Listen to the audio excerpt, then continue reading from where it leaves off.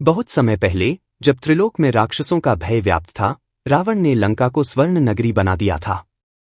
यह नगरी इतनी सुंदर और अजेय थी कि देवता भी उसकी रक्षा व्यवस्था को देखकर चकित रह जाते। परंतु लंका के मुख्य द्वार पर एक अनोखी रक्षक नियुक्त थी, लंकिनी। लंकिनी कोई साधारण राक्षसी नहीं थी। कहा जाता है कि वह स्वर्गलोक की एक अप्सरा थी, जिसका नाम लावण्य था। वह नृत्य और संगीत की देवी मानी जाती थी।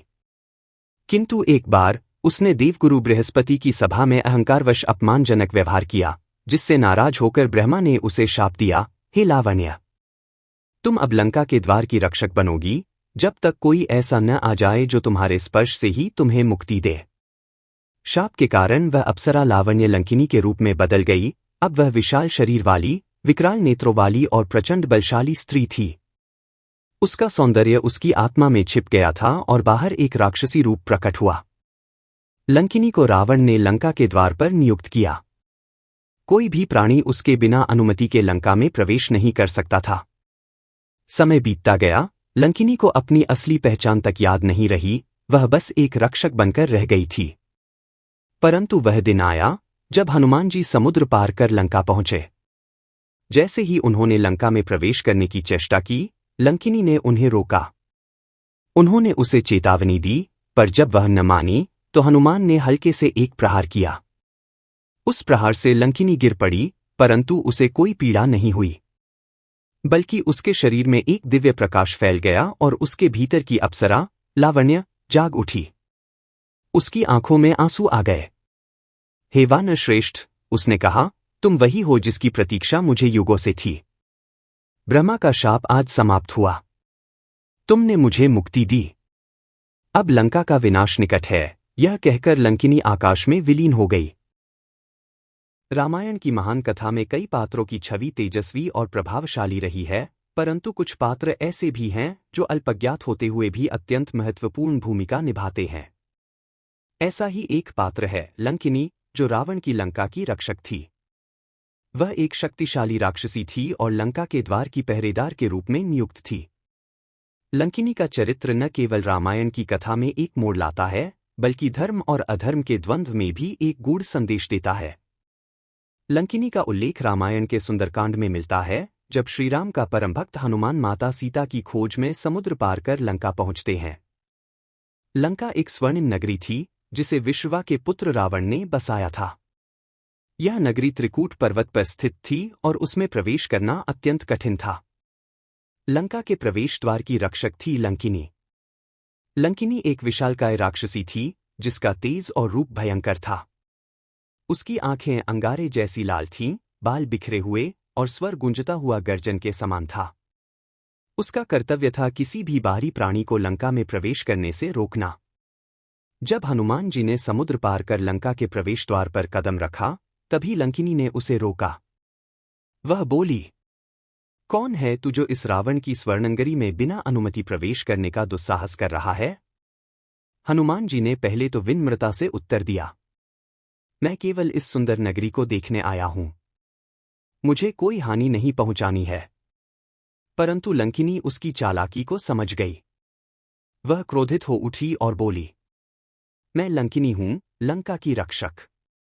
किसी भी परदेशी को नगर में घुसने की अनुमति नहीं है। अब तू प्राण त्यागने को तैयार हो जा। यह कहकर लंकिनी ने हनुमान पर आक्रमण किया, परंतु हनुमान ने अपने एक थप्पड़ से ही उसे मूर्छित कर दिया।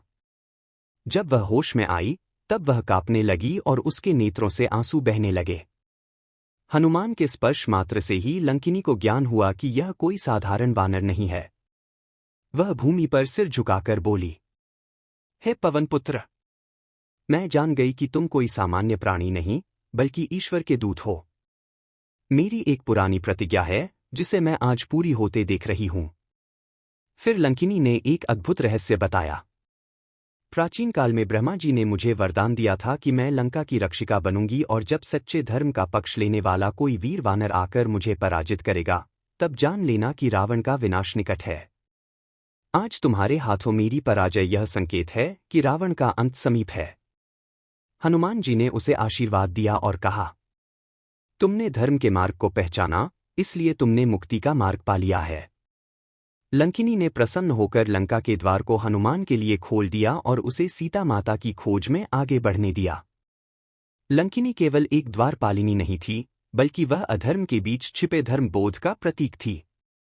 वह जानती थी कि रावण अधर्म के मार्ग पर है, परंतु वह अपने कर्तव्य में बंधी हुई थी। हनुमान के आगमन से उसे आत्मज्ञान हुआ और वह अपनी जिम्मेदारी को पहचानकर धर्म का पक्ष लेने लगी। लंकिनी का चरित्र हमें यह सिखाता है कि कोई भी व्यक्ति या प्राणी चाहे कितना भी अधर्म के क्षेत्र में कार्य कर रहा हो, यदि उसमें धर्म को पहचानने की दृष्टि हो तो वह मोक्ष के मार्ग पर लौट सकता है। लंकिनी की व्याख्या दार्शनिक दृष्टिकोण से। हिंदू धर्मशास्त्रों में लंका को भौतिक वासना, अहंकार और आसुरी प्रवृत्तियों का प्रतीक माना गया है। उस लंका का द्वार, जहां लोभ, मोह और क्रोध का राज्य है, उसकी रक्षिका लंकिनी है, जो इन भावनाओं की पहरेदार है। जब हनुमान, जो भक्ति, साहस और विवेक के प्रतीक हैं, उस द्वार पर पहुंचते हैं, तब उन्हें इन आसुरी शक्तियों का सामना करना पड़ता है। लंकिनी से उनका संघर्ष केवल बाह्य रूप से एक युद्ध है, परंतु भीतर से यह आत्मा और अहंकार के बीच का संघर्ष है। लंकिनी जब आत्मसमर्पण करती है तो यह इस बात का संकेत है कि जब सत्य और भक्तिपूर्ण आत्मा दृढ़ निश्चय के साथ आगे बढ़ती है, तब अहंकार भी नतमस्तक हो जाता है। हनुमान जी की भक्ति और शक्ति से प्रभावित होकर लंकिनी ने न केवल अपना मार्ग छोड़ दिया, बल्कि भगवान राम के विजय की भविष्यवाणी भी की। उसने कहा कि जब धर्म के पक्षधर इस धरती पर कदम रखेंगे, तब अधर्म का अंत निश्चित है। इसके बाद लंकिनी ने अपने कर्तव्य का त्याग कर तपस्या का मार्ग अपनाया और आगे जाकर उसे मोक्ष की प्राप्ति हुई, ऐसा कई पुराणों में संकेत मिलता है। लंकिनी का पात्र एक और दृष्टिकोण से भी महत्वपूर्ण है, वह स्त्री शक्ति का प्रतिनिधित्व करती है। लंकिनी एक राक्षसी थी, परंतु उसमें आत्मविवेक था। वह बलवान थी, परंतु उसका हृदय ज्ञान से रहित नहीं था। यह हमें बताता है कि स्त्री चाहे किसी भी रूप में हो, देवी, राक्षसी, माता या योद्धा, उसके भीतर की शक्ति और विवेक का सम्मान करना चाहिए।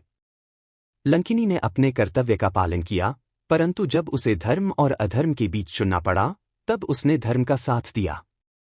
यह स्त्री शक्ति की परिपक्वता और आत्मज्ञान का प्रमाण है। लंकिनी का पात्र रामायण में भले ही कुछ पंक्तियों में वर्णित है, परंतु उसका महत्व अत्यंत गहरा है। वह दर्शाती है कि जब कोई सच्चा धर्मात्मा सत्य की खोज में आता है, तो संसार की सभी बाधाएं, इवन अधर्म की रक्षक भी, उसके मार्ग से हट जाती हैं। लंकिनी वह द्वार है जो आत्मा को संसार के बंधनों से मुक्ति की ओर ले जाने वाली यात्रा का पहला पड़ाव है।